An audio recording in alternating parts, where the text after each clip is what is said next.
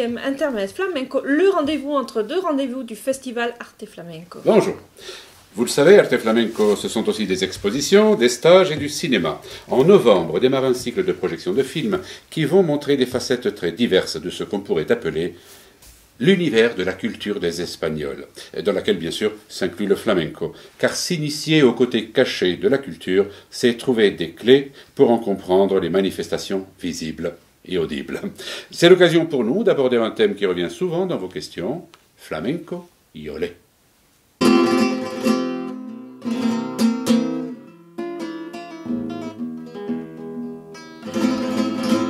Nous avons sélectionné 3 questions parmi l'ensemble de vos messages.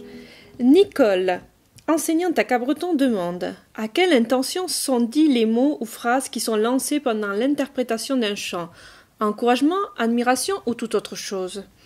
Martin, 12 ans, dans le même sens. Il parle et crie sur scène pendant que quelqu'un chante et ils disent « Olé et guapa ». Marie-Josée, de Sabre. Ce n'est pas une question, c'est pour dire que je suis toujours impressionnée quand tout le monde, à un moment donné, pousse un cri et qu'on ne sait pas pourquoi. Merci pour votre travail. Merci à vous pour vos questions et pour vos commentaires. Il y a une phrase que j'aime beaucoup dans le milieu, « El flamenco no cabe en el papel ». Autrement dit, on ne peut pas théoriser le flamenco, et pourtant, les vrais passionnés répondront « Aunque no quepa en el papel ». Même si on ne peut pas réduire le flamenco à des mots, on essaye quand même.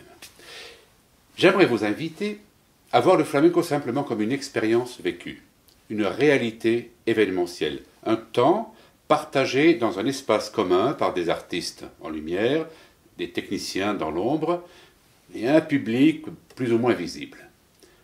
Mettons-nous un instant à la place du chanteur qui doit émouvoir 50 ou 500 personnes à la seule force de sa voix, de sa mémoire et de la maîtrise technique des rythmes et des sons, à qui l'on demande à la fois de chanter juste musicalement, de chanter vrai dans son intimité et de chanter fidèlement vis-à-vis d'une mémoire collective, réelle ou rêvée. La difficulté est immense. Le public connaît cette difficulté. Et comme il partage le temps et l'espace de l'artiste pendant son travail, tiens, on utilise le même mot pour la souffrance de la femme qui accouche, il reste suspendu, en haleine, jusqu'au moment où jaillit une sorte de délivrance, tiens, qui fait pousser un souffle sonore d'approbation, d'admiration, de soulagement. Parfois un olé collectif tonitruant.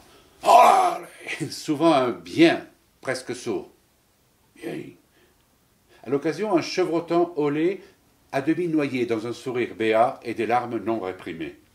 Olé. On peut écrire des pages là-dessus et on ne s'en est pas privé. Poétiquement, on nomme cet état de grâce duende, pellizco, une sorte de transe collective, à laquelle échappe malheureusement ou heureusement un certain nombre de personnes qui assistent à la performance en se posant des questions, ou du moins les mauvaises questions, ou plutôt les bonnes questions, mais au mauvais endroit et au mauvais moment. Il faut juste être là, dans le présent, et s'ouvrir à l'expérience. Je viens d'employer le mot « assister », comme on assiste à une naissance, mais aussi comme un joueur de basket fait une assistance à son partenaire pour qu'il marque les 2 points, ou comme on assiste à un nécessiteux. Assister possède en français cette double signification mise en lumière par le metteur en scène Peter Brook. Justement, on n'assiste pas au théâtre quand il est dit sérieux, on vient et on est témoin, on prend et on comprend, on fait silence. Dans le théâtre populaire, on interpelle, on rit, on hue, on applaudit au moment de bravoure ou aux éclats de génie, ou simplement parce qu'une star ouvre une porte. Dans le théâtre dit sérieux, on garde ses émotions et ses critiques pour les écrire ensuite dans des journaux sérieux. Dans le théâtre populaire, on vit en commun l'instant présent et on ne réprime pas. Les deux ont leur place bien sûr dans le paysage culturel, même si la convivencia n'est pas facile. Mais si vous mettez sur scène un artiste qui fonctionne sur les bases d'un art du peuple, et le flamenco en fait partie, qui s'attend donc à un partage instantané de joie et d'émotion avec ceux qui l'entourent, pour l'encourager, lui montrer qu'il est sur la bonne gamme, lui confirmer qu'il est dans le bon rythme, lui montrer qu'on l'aime, et qu'il se trouve face à une salle où l'expression de cette assistance est reportée au lendemain dans les journaux ou sur les réseaux sociaux. L'artiste se trouve démuni, comme un chanteur de variété qui n'aurait pas de retour à l'avant-scène ou dans l'oreillette.